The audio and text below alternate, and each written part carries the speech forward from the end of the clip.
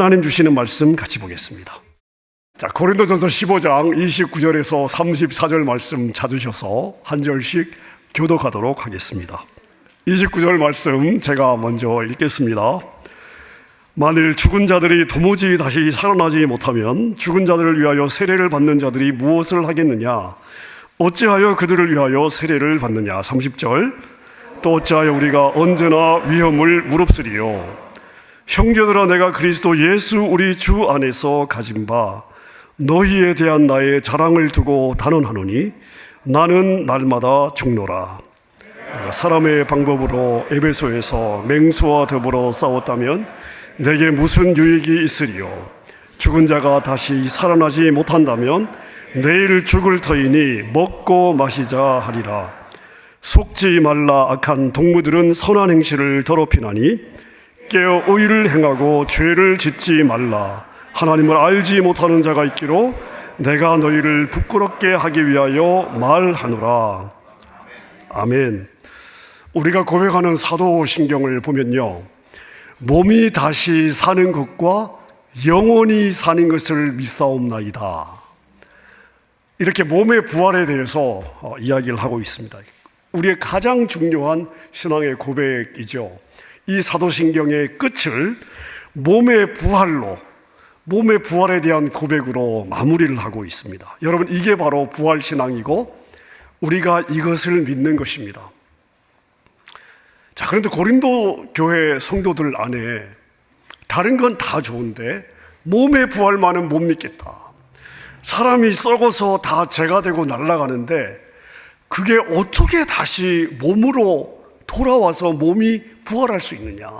몸의 부활만큼은 못 믿겠다. 이런 성도들이 있었습니다. 그래서 바울 사도가 고린도 교회 성도들에게 편지를 하면서 15장에 와서 이 부활에 관해서 이야기를 하고 있습니다. 부활이 어떤 원리인지, 몸의 부활이 얼마나 중요한지, 이것이 믿는 성도들의 삶에 어떤 영향을 미쳐야 되는지에 대해서 자세하게 논증을 하고 있습니다. 오늘 저희가 이 15장을 다 살펴볼 수는 없지만 우리가 읽은 이 몇 구절, 짧은 몇 구절 안에도 부활신앙이 우리의 삶에 어떤 의미인지, 실제 우리가 이 땅을 살아갈 때 어떤 영향을 미쳐야 되는지에 대해서 바울 사도가 정리를 하고 있습니다. 그래서 이렇게 구절마다 이야기를 하고 있는데요, 우리가 몇 가지만 좀 살펴를 보면, 만약 몸의 부활이 없다면, 몸이 부활하는 가능성이 없다면 예수 믿는 우리는 어떤 사람들이냐? 가장 불쌍한 자다. 여러분, 그렇지 않습니까? 오늘 19절에 보니까 만일 그리스도 안에서 우리가 바라는 것이 다만 이 세상의 삶뿐이면 모든 사람 가운데 우리가 더욱 불쌍한 자이리라. 우리 기독교 신앙 자체가 내세를 향한 신앙입니다. 우리 신앙의 방향성은 어디냐? 내세입니다. 우리는 내세를 바라보며 살고 있습니다. 자, 근데 부활이 없다면 우리의 믿음은 내용이 없는 껍데기에 불과할 것이다. 한 번 사는 인생, 내가 목숨 거는 이 믿음의 내용이 껍데기라면 이 껍데기에 목숨 걸고 살아온 우리의 인생은 아마 가장 불쌍한 인생이 맞을 것 같습니다. 자, 만약 몸의 부활이 없다면 어떻게 될까요? 우리가 복음을 위해서 위험을 무릅써야 될 이유가 전혀 없습니다. 30절에 보니까 어찌하여 우리가 언제나 위험을 무릅쓰리요? 자, 여러분이 아는 바울 사도의 삶을 한번 보십시오. 바울 사도는요, 유대 사회에서 존경받는 그룹에 속해 있었습니다.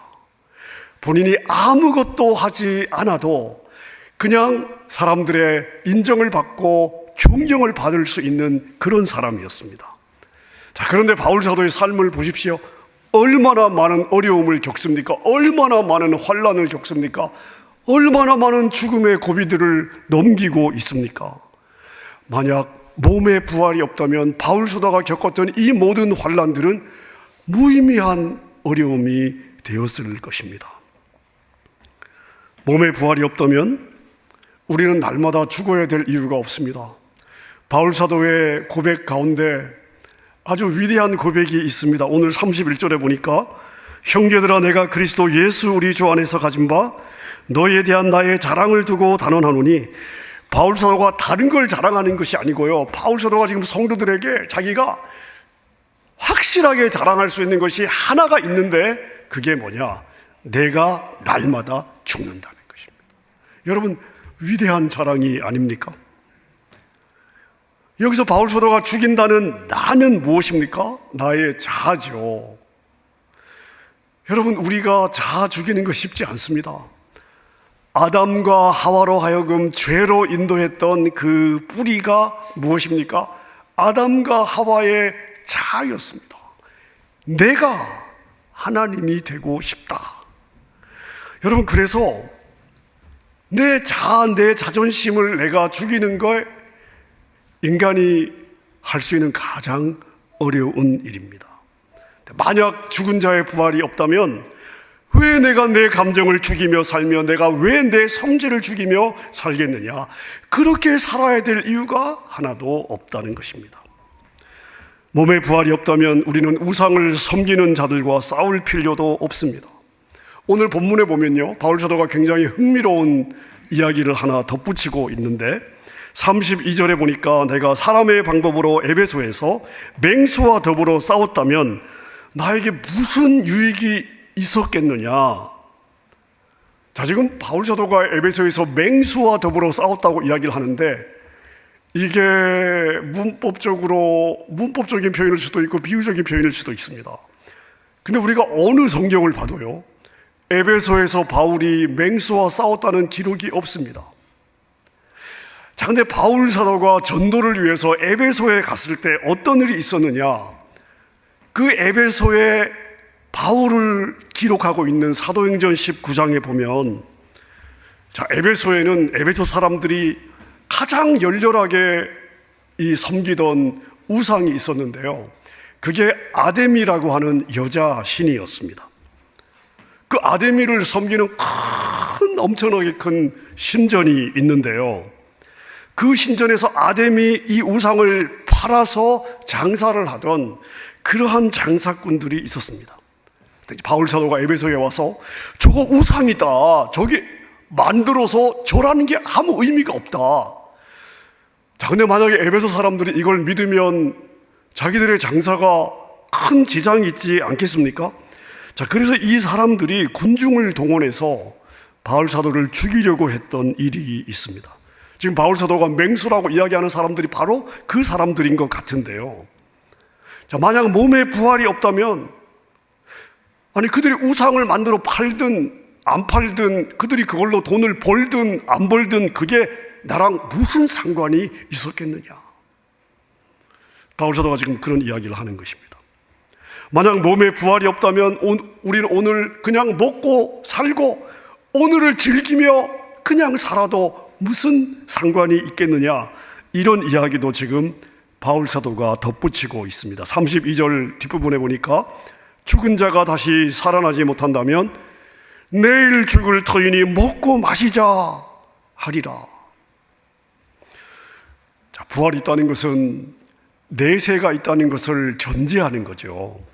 오늘이 끝이 아니라는 것을 부활 자체가 내포하고 있는 것입니다. 자, 근데 날마다 여러분 주변에서 살아가고 있는 세상의 사람들을 한번 보십시오. 정말 다들 열심히 살고 있습니다. 자, 그런데 그들이 열심히 사는 삶의 내용은 무엇입니까? 그들은 무엇을 위해 열심히 살고 있습니까? 그들의 삶의 목적지가 어디입니까? 내세입니까? 아닙니다. 우리 주변에 대부분의 사람들이 열심히 살고 있는데 다 이 땅에서 잘 먹고 잘 살고 편안하기 위해서 열심히 사는 것입니다. 여러분, 사실 우리가 어릴 때 딱지치기 하고 구슬치기 하면서 놀았는데요, 그때는요 정말 딱지 하나에 목숨을 걸었습니다. 제가 어릴 때는요, 저희 동네는 이 국민학교 5학년 때까지 전기도 안 들어왔기 때문에 신문은 저는 6학년 때 제가 서울 올라와서 신문이라는 게 있는 걸 알았고요, 딱지가 너무 소중한데 딱지를 만들 재료가 없었습니다. 종이 자체가 구할 게 없잖아요. 유일하게 종이가 뭐냐 하면 공책 아닙니까? 공부할 때 쓰는 공책. 저는 누님이 세 분이 계시니까 누님들이 맨날 가서 공부하고 공책 다 쓰면은 공책에 쌓아놓잖아요. 그래서 저는 늘 제 마음에 어떤 바람이 있었냐면 누나들이 열심히 좀 공부해서 공책을 좀 빨리 채웠으면 좋겠다. 왜냐하면 그게 딱지치기의 재료가 되니까 유일하게. 여러분, 그래서 딱지 하나 더 뺏고 덜 뺏고에 목숨 걸고 서로 싸우지 않았습니까? 여러분, 그게 지금도 귀합니까? 그때 목숨 걸었거든요. 그게 지금도 귀하냐고요. 그럼 대부분의 사람들이 다 오늘을 위해 살고 있습니다. 자신이 그토록 평생을 걸쳐서 쌓아놓은 것 중에 어느 것 하나 가져가는 것을 저는 본 적이 없습니다. 자기 한 몸 들어가는 나무 쪼가리 관 이외에는요, 같이 가져가는 게 없습니다. 여러분, 이게 인생입니다. 자, 근데 우리가, 부활신앙을 가진 우리가 그들과 같을 수 없다는 것입니다. 우리는 다음 세상에 대한 인식이 있고 다음 세상에 있다는 것에 대한 믿음이 있습니다. 우리는 다음 세상을 준비하면서 살아야 됩니다. 그러니까 이 땅을 위해서만 살아가는 사람들의 삶과 비교했을 때 우리는 반드시 다른 삶을 살아야 되는 것이죠. 그래서 33절에서 바울사도가 이렇게 경고하고 있습니다. 속지 마라. 악한 동무들은 선한 행실을 더럽힌다. 악한 동무들은 선한 행실을 더럽히니까 그들에게 속지 마라. 여러분, 우리가 지난 주일날 야고보서 4장을 통해서 성경이 말하는 선은 무엇이냐, 성경이 말하는 악은 무엇이냐를 우리가 묵상해 보았습니다. 우리가 상식적으로 생각하는 선과 악의 개념과 성경이 말하는 선과 악의 개념이 다르다는 것을 이해하시지요? 악은 무엇입니까? 내가 내 힘으로 나를 위해서 오늘을 내가 살아보자, 이거 악입니다. 선은 무엇입니까? 하나님, 내 인생은 하나님이 은혜 주실 때만 의미가 있습니다. 주님이 은혜 주시는 만큼 저는 갈 수가 있고 주님이 은혜 주시면 저는 무엇이든 할 수 있습니다. 그러나 하나님의 은혜가 있어야 가능합니다. 그래서 나는 하나님을 의지합니다. 이게 성경이 말하는 선이에요. 자, 그럼 지금 바울사도가 이야기하는 악한 동무들은 선한 행실을 더럽힌다는 것은 무슨 의미일까요? 왜 너는 오늘을 살지 않고 내일을 보고 사냐? 주일을 그렇게 거룩하게 지켜야 될 이유가 어디 있냐? 왜 굳이 이 화창한 날씨에 예배를 드려야 되냐? 교회를 위해 봉사하고 헌신해야 될 이유가 무엇이냐? 나도 쓸 게 부족한데 왜 헌금까지 떼서 거기다가 주느냐? 여러분, 이게 소위 성경이 말하는 악한 동무들이 날마다 우리에게 속삭이는 외침입니다. 그들의 눈에 그렇게 보이지 않겠습니까?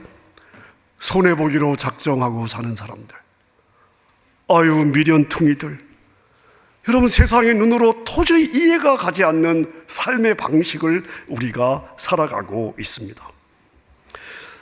여러분, 근데 사도 바울은 뭐라고 권면하고 있습니까? 34절에 보니까 속지 말고 깨어 의를 행하고 죄를 짓지 마라. 죄를 짓지 마라. 그 말에 속삭임에 듣지 마라. 오늘을 위해서 살아서는 안 된다. 하나님을 의지하고 은혜 안에서 살아야 된다.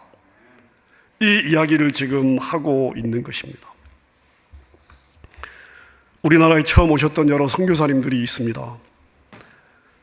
그들의 삶이 어떠했을지를 여러분 한번 짐작해 보십시오. 제가 보니까요, 선교사님들 이야기 들어보니까 제일 힘든 게 뭐냐고 그랬더니 두 가지를 꼽더라고요. 첫째는 언어래요. 언어를 배우는 게 너무 힘들답니다. 자, 150년 전에 조선 땅에 오셨던 우리 선교사님들을 한글을 가르쳐 줄 어학당이 있었을까요? 한글 어학당. 토요일마다 한국 학교가 있었던 것도 아닐 거고, 아마 언어가 제일 어려웠을 것 같은데요. 더군다나 우리나라 말이요, 굉장히 이 표현이 많습니다. 굉장히 어려운 말이라고 다들 이야기를 하는데, 제가 예를 한번 들어볼까요? 자, 죽었다. 죽었다. 여러분, 영어로는요, 심플해요. die. 심플하죠?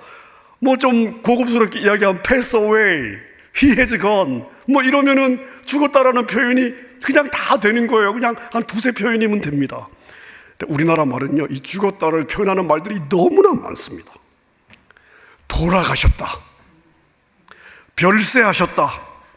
소천하셨다. 서거하셨다. 세상을 떠나셨다. 야, 여러분, 제 머리로 생각해도 그냥 이게 그냥 나오더라고요. 이런 표현들은 경어체예요, 경어체. 우리나라 말은요, 속어체도 굉장히 많습니다. 갔다.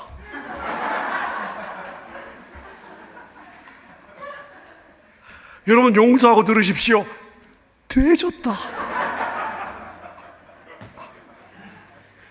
이렇게 표현이 많이 있습니다. 하나의 뜻을 전달하는데도 이렇게 표현이 많으니까 선교사님들이 얼마나 헷갈리셨겠습니까? 음식은 어떻습니까? 우리 음식이 다 맵고 짜잖아요. 세상이 그 매운 고추를요, 더 매운 고추장에 찍어 먹습니다. 피자도 없고 파스타도 없고 가족도 없고 친구도 없고, 여러분, 낯선 나라에서 살아가는 외로움이 얼마나 컸겠습니까? 제가 말씀을 준비하면서 우리나라 오셔서 선교하셨던 선교사님들 이름 제가 검색도 좀 해보고 이렇게 좀 해봤는데, 제가 검색을 하다가 정말 깜짝 놀랐습니다. 아펜젤로 선교사님이 계시죠? 근데요, 이 이미지에 이렇게 이분 사진들이 좀 뜨는데, 한국에 처음에 도착했을 때 이분의 모습하고 4, 5년이 지난 후에 이분의 모습이 너무나 달라서 이분이 아펜젤로가 맞아? 하고 제가 다시 검색을 해보니까 이 4, 5년 동안 이분이 키도 크고 아주 거구인데 몇 년 사이에 몸무게가 줄어가지고 사람이 아주 박상 늙었어요. 과연 이 사람이 같은 사람일까 싶을 정도로 달라 보이더라고요. 여러분, 그만큼 선교가 어렵고 힘들다 하는 걸 알 수 있습니다. 이분이 이렇게 고생스럽게 선교를 하다가 나이 44살에, 그때가 1902년이었는데요, 목포에서 열리는 성서 번역회의에 참석하려고 인천에서 배 타고 가시다가 군산 앞바다 어청도에서 배길이 부딪혀가지고 그만 익사하고 말았습니다. 자신과 아무런 상관없는 한국이라는 땅에서 세상을 떠나셨습니다. 여러분, 아펜젤로와 한국이 도대체 무슨 관계가 있습니까? 아무런 상관이 없던 땅인데 왜 그가 이역만리 조선에 와서 그 젊은 나이에 그렇게 고생하다가 죽었어야 했습니까? 바로 부활이에요. 이 부활이 없다면, 몸의 부활이 없다면, 이 부활에 대한 신앙이 없었다면, 여러분, 아펜젤로의 죽음은 아무런 의미가 없는 죽음입니다. 하지만 우리는 이 죽음을 어떻게 부르고 있습니까? 순교라고 부르고 있습니다. 교회의 역사는요, 순교의 역사입니다. 부활이 없으면 이 순교는 설명이 되지 않는 죽음입니다. 터툴리안이라고 하는 초대교회 선배는 이런 말을 했습니다. 순교자의 피가 곧 교회의 씨앗이다. 십자가에 거꾸로 못 박혀 죽은 베드로 사도를 비롯해서 대부분의 예수님의 사도들이 다 순교를 당했고요. 그리고 바울 사도도 로마 감옥에서 참수형, 목이 잘리는 죽음을 당했습니다. 초대 안디옥 교회를 섬겼던 목회자였던 이그나티우스라고 하는 사람이 있습니다. 이분은 짐승의 먹이가 되는 그런 그 사형을, 순교를 당했는데요, 이 맹수형을 당하기 직전에 이런 유언을 남겼습니다. 저는 그 맹수들을 빨리 볼 수 있기를 기도합니다. 맹수들이 어떤 사람들에게는 겁을 먹어 달려들지 못하는 경우가 있다고 하지만 저는 재빨리 저를 삼켜주었으면 좋겠습니다. 뿐만 아니라 맹수가 가능하면 저를 깡그리 다 먹어주어 장사를 해야 하는 수고를 덜어주면 좋겠습니다. 초대교회 폴리캅이라고 하는 목회자는 화형으로 순교를 당했는데요, 화형장에 매달린 상태에서 마지막 불을 붙이기 전에 이런 제안을 받습니다. 예수를 저주해라. 황제를 숭배한다고 한마디만 이야기해라. 그러면 여기서 너를 살려주겠다. 그 이후에 네가 무슨 짓을 하든 상관 안 하겠다. 예수를 이 자리에서 부인만 해라. 자, 이런 제안을 받고 이 죽음 앞에서 폴리캅이 이런 고백을 했습니다. 저는 지난 86년 동안 그리스도를 섬겼습니다. 주님은 저에게 그 어떤 잘못된 행위를 하신 적이 없습니다. 그런데 제가 어떻게 저를 구원해 주신 나의 왕을 부인할 수 있겠습니까? 여러분, 교회사를 우리가 읽어보면요, 이와 같은 감동의 이야기들이 끝이 없습니다. 우리가 이러한 질문을 던져봐야 되지 않겠습니까? 무엇이 이들로 하여금 하나밖에 없는 목숨을 버리면서도 이토록 자신감이 충만하도록 만들 수 있었는가? 여러분, 몸의 부활 이외에는요, 설명할 길이 없습니다. 그들은 부활을 믿었습니다. 죽은 후에 반드시 내세의 세계가 열리고 자신들의 육체도 예수님처럼 부활하게 될 것을 믿었습니다. 그래서 그들은 주저하지 않고 그 미련한 삶을 선택할 수가 있었습니다. 여러분, 제가 요즘 목요일 아침마다 온라인으로 강의를 하나 하고 있는데요, 제가 공부했던 인디애나에 있는 신학교에서 저한테 강의를 하나 부탁을 해가지고 제가 온라인으로 강의를 하고 있습니다. 이 박사과정에 한 10명 정도 되는 학생들이 공부를 하고 있는데요, 사실은 제가 강의를 하면서 사실 제 자신이 너무나 부끄러워서 그분들한테 강의를 하기가 참 어려워요. 이분들이 거의 대부분이 선교사님들이신데 평균 20년, 25년, 30년째 선교를 하고 있는 분들입니다. 강의 시간에 한 분씩 매주마다 한 분씩 나눔의 시간을 제가 드려서 지금 나누고 있는데요, 지금 같이 수업에 들어오고 계신 우리 선교사님들이 다 동일하게 어떤 공통점이 있냐면요, 교회가 하나도 없고 거의 선교사님들이 들어가 본 적이 없는 그런 아프리카, 그리고 그러한 그 오지로 들어가셔서 20년, 25년, 30년째 전기가 없습니다. 문명의 혜택이 전혀 없습니다. 그들과 함께 움막에서 먹고 자고 같이 뒹굴고 아이들도 그곳에서 같이 뒹굴고, 여러분, 그리고 한 명 한 명 전도를 해서 이제 세월이 흐르면서 그들 가운데 믿는 사람들이 생기고 교회를 세우고, 그리고 그들을 양육해서 목회자로 세우고 다시 개척을 하고, 이런 분들이에요.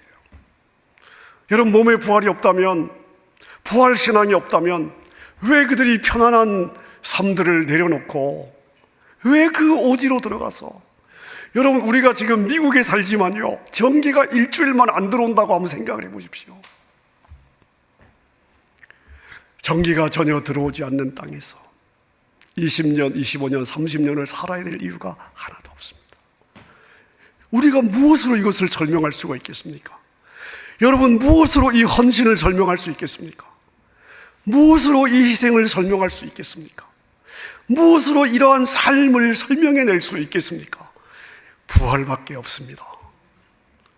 몸에 부활이 있기 때문에 이 몸에 부활이 있다는 것을 가르쳐야 되니까 자기의 삶을 거기에 건 것입니다. 말씀을 정리하겠습니다. 사단이 아담과 하와를 속여서 죄가 들어오고, 죄가 들어오면서 죽음이 들어왔습니다. 죄의 삭은 사망이라, 죄의 삭은 지옥이라. 여러분, 이 죽음은 죄의 결과이고요, 그리고 하나님의 저주로 찾아온 것입니다. 죽음은 하나님의 저주로 오게 된 것입니다. 자, 그런데 이 죽음의 저주를 누가 받으셨습니까? 예수님이 받으셨어요. 예수님이 이 죽음의 저주를 자신이 받으셨습니다. 우리가 받아야 될 이 죽음의 저주를 예수님께서 대신 받으신 거예요. 여러분, 그래서 우리가 죽음의 저주를 더 이상 받을 필요가 없습니다. 인간의 가장 큰 두려움이 무엇입니까? 죽음입니다. 여러분, 지난 인류의 역사상 사단은 죽음을 통해서 인간을 통제해 왔습니다. 죽음이라는 두려움 가운데 살아가는 인간을 통제해 왔습니다. 자, 근데 예수님께서 이 죽음의 저주를 대신 받으셨기 때문에 사단은 더 이상 부활을 믿는 사람은 이 죽음으로 통제할 수가 없습니다. 그래서 부활장을 마무리하면서 바울 사도가 55절에 이렇게 이야기하고 있습니다. 사망아, 너의 승리가 어디 있느냐? 사망아, 내가 쏘는 것이 어디 있느냐? 지금 바울 사도가 말하고 싶은 것이 무엇입니까? 사단아, 너가 더 이상은 죽음을 통해 믿는 자들을 통제할 수 없다. 여러분, 예수님은 십자가 위에서 내가 받아야 될 저주를 대신 받아 주셨습니다. 하나님은 저주를 받아 죽은 예수 그리스도를 다시 살리심으로 예수 그리스도가 저주에서 해방되었음을 만천한 가운데 공포했을 뿐만 아니라 그 예수를 믿는 우리 모두가 죽음의 저주에서 해방되었음을 역사 앞에 선포해 주셨습니다. 그래서 누구든지 이 예수님을 믿으면 저주받지 않습니다. 내가 예수님 믿고 예수님 안에 있기 때문에 우리는 더 이상 죽음을 두려워해야 될 이유가 전혀 없습니다. 이 믿음이 여러분에게 있으시기를 축복합니다. 여러분, 그래서 부활을 믿는 우리가 어떻게 살아야 되느냐? 부활장 마지막 끝에 바울 사도가 우리를 이렇게 권면하고 있습니다. 우리 57절, 58절 한음성으로 함께 읽어보겠습니다. 시작.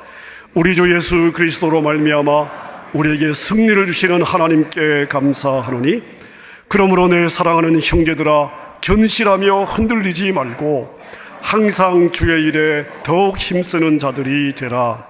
이는 너희 수고가 주 안에서 헛되지 않은 줄 알미라. 아멘입니까? 한 번뿐인 인생 속히 지나가리라. 오직 그리스도를 위한 일만이 영원하리라. 세상의 헛된 것을 위해 살아가지 않고 여러분, 우리에게 열어주신 이 멋진 승리의 여정을 걸어갈 수 있는 여러분 되시기를 존귀하신 우리 주님의 이름으로 축원합니다.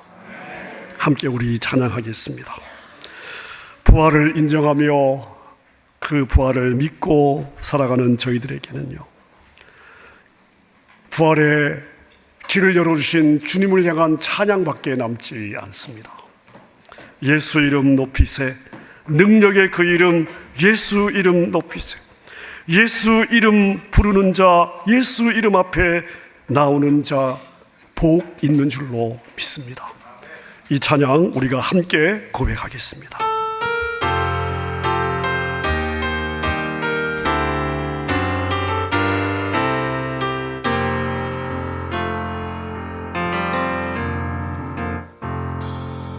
수많은 무리들을 줄지어 그분을 보기 위해 따르네. 평범한 목수이신 그분 앞에 모든 무릎이 경배하네. 모든 문제들 하나하나 죽음까지도 힘을 잃고 생명의 근원 되신 생명의 근원 되신 예수 이름 앞에 모든 권세를 굴복하네.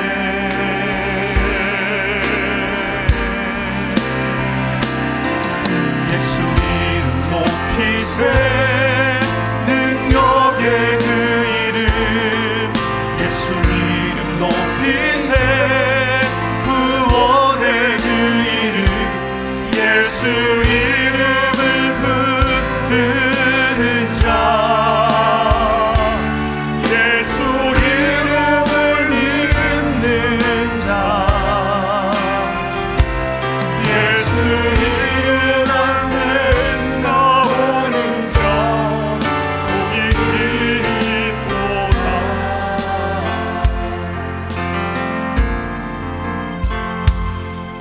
나의 계획이 실패하고 나의 소망이 끊어질 때 삶의 주관자 되신 그분 앞에 나의 무릎을 꿇어 경배하네. 나의 삶을 그분께 맡길 때 비로소 나의 마음 평안해.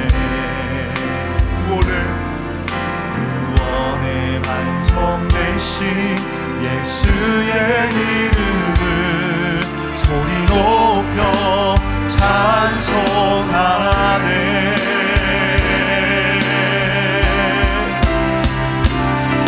예수 이름 높이세 능력의 그 이름 예수 이름 높이세 구원의 그 이름 예수 이름을 부르는 자 예수 이름을 믿는 자 예수 이름 앞에 나오는 자 복이 있도다. 우리 2절 다시 한번 고백합시다. 나의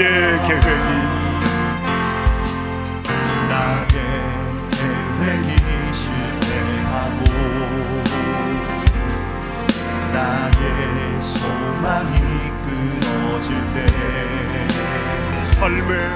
삶의 주관자 되신 그분 앞에 나의 무릎을 꿇어 경배하네.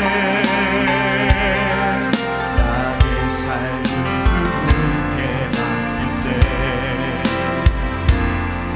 비로소 나의 마음 평안해. 구원의 완성 되신 예수의 이름